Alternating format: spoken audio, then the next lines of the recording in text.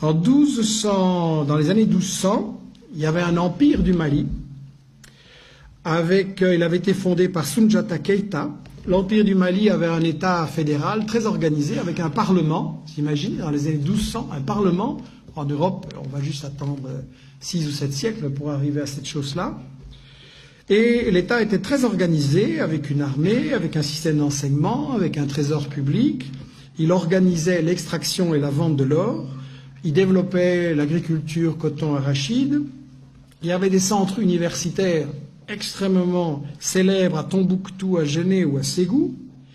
Et un des successeurs de Keïta, Boubacar II, 2 siècles avant Christophe Colomb, a lancé 2 expéditions maritimes pour découvrir l'Amérique. Donc, pour des gens qui ne sont jamais entrés dans l'histoire, c'est pas mal.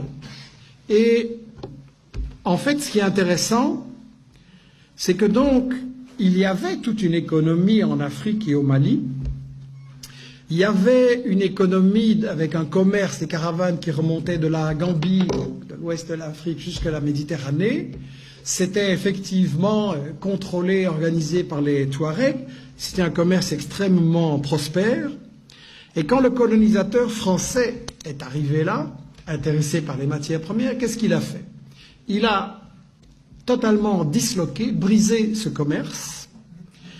Pour gérer le commerce et l'économie, il a importé des Libanais et des Grecs.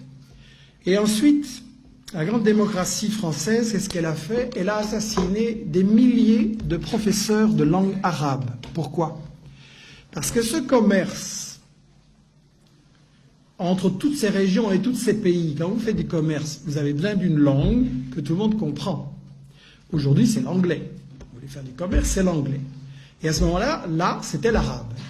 Et donc, si on voulait détruire ce commerce et que tout soit pour l'exportation vers la France, on a massacré des milliers de professeurs d'arabe à l'époque.